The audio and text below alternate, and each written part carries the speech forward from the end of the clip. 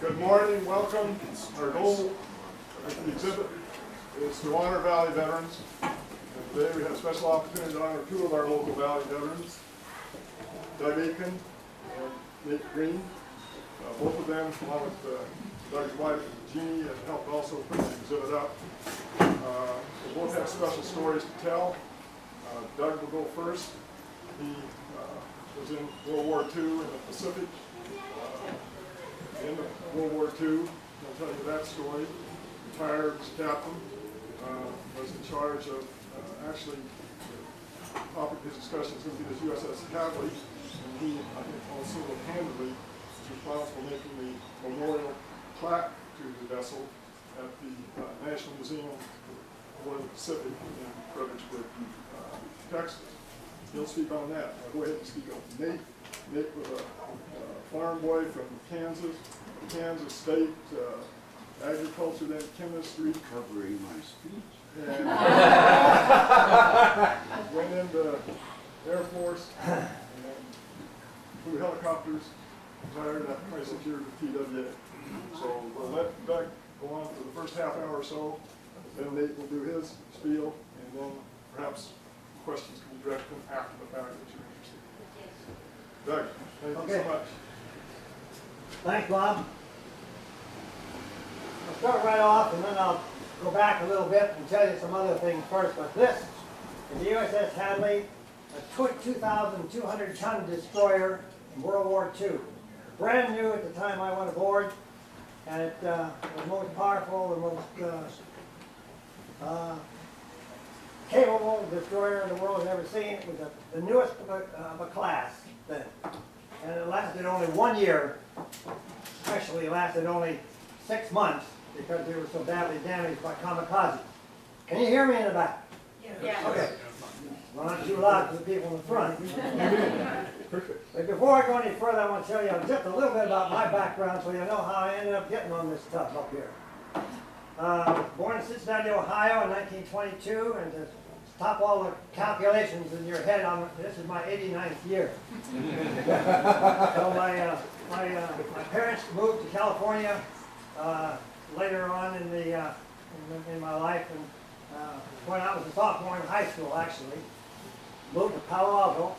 I graduated from Palo Alto High, class of 1940, and earned enough money in the summertime washing cars and polishing cars and changing tires to pay my first tuition at San Jose State College in the fall of 1940. I laid my whole tuition out on the table in cash, cold cash, all $18.75. Yeah, I was earning 25 cents an hour. You know, that's not bad pay. So war clouds were on the horizon, and we didn't know what was going to happen, and I didn't know what I was going to do, and nobody knew what was about to take place on December 7, 1941. I was in the middle of my sophomore year at San Jose State, and we knew we had to do something pretty quick because the draft was coming up. So a bunch of us at the fraternity house decided we'd check into various services and see what programs they had, and the Navy had a good one that I thought was pretty, just about what I wanted. They said they were going to let us go to college, finish our degree, and then get a commission in the Navy. So that sounded pretty good. Signed up and had my draft card in my hand, actually, and had to take my draft physical exam before, I had to get in the Navy before the draft took. So I took my draft physical exam, and it went like this. I went to the Palo Alto High School gym, which was the assembly point for those who were being drafted right at this time. And we lined all up there in the gymnasium, and the doctors came in there and looked us over, and they said, all right, boys, take all your clothes off and pile them up behind you. So we did that. And we went down the line, and there were 2 or 3 doctors doing this, so only one doctor would confront me and all the others. So he said, put your hands up. Oh, you got all 10 fingers. Look down, you got all 10 toes. He said, all right, now turn around, and I want to check your heart. So he checked my heart, front and back. take a deep breath, that's fine. Okay, now look at that eye chart over there. It said, tell me the first letter you see in the next two in the next line. So I could do that, holding a card up in front of one eye, holding a card up in front of the other eye. So now reverse those. What do those letters say? Okay, you can see. So then he said, okay, now turn around, bend over, see if you can bend all the way down, touch your toes. So I just stay down there, spread your cheeks. Look, he said, no visible hemorrhoids. Son, you're in the surface. Take this card, I'll initial it, you go over there to that desk over there, and they'll tell you what you're going to do next. So things are moving too fast. So I went over there and they said, you'll probably receive your orders to report for induction in the next 2 or 3 weeks. So I had to act fast. So several of us at the fraternity house went to San Francisco, signed up in the Navy, and indeed, they said, go back to school, son. So I did. I was able to complete my junior year at San Jose, and then the Navy called us. Put us in uniform and sent me to UCLA for a semester, and then sent me to Norfolk, Virginia for some boot camp, and then from then to Columbia University, New York City, where I had another semester, but it was mostly Navy. So I had completed all my major stuff anyway, and all these other things I took at UCLA and Columbia were electives as far as the school was concerned. I sent everything back to San Jose, they mailed me my diploma, Navy handed me a commission, and I was in. It worked just like that. That took then about 4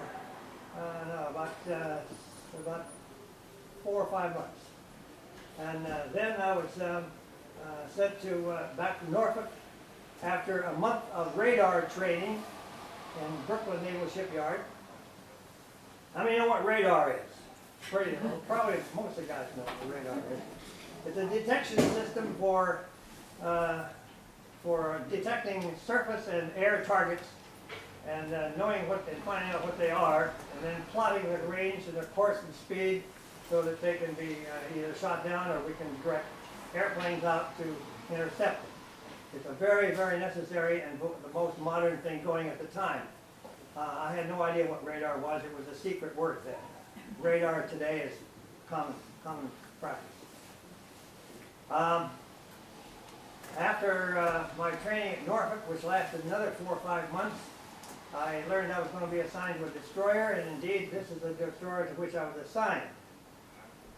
It was out on the west coast, new construction down San Pedro, and we studied in Norfolk before we went out there. We studied more about destroyers, and I was taken out in the firing range, and we fired all the guns that were on that ship, just like them anyway, all the guns that the ship has. So we learned how they operate and how the Combat Information Center was going to operate, and that was going to be my job on the ship was Combat Information Officer. So there were one of three guys there. So we learned, everything was to be learned before we went aboard ship about combat information. Then we traveled across country to Treasure Island to pick up our enlisted crew of combat information plotters and practice with them at Treasure Island. Then we went aboard a Navy destroyer off the west coast for a couple of weeks to actually practice this stuff aboard ship. The Navy destroyer was the USS Bradford DD-545, and it was very similar to this, but not quite as modern. Anyway, it served the purpose very well. As we sailed out through the Golden Gate, the ship starts going this way now. This way, and I went, woo!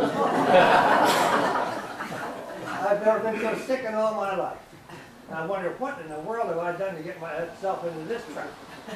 So, anyway, I was never so happy to set my foot on dry land again when we returned to Treasure Island. And I was really concerned about what I was going to do. Because I was nearly helpless. I mean, I was in CIC on the Bradford, on that new other destroyer, and we had people plotting, and some of those guys were sick too, because they'd never been aboard ship, like I had. So I sat there on the stool. It's just a black room. The CIC room is about from the door here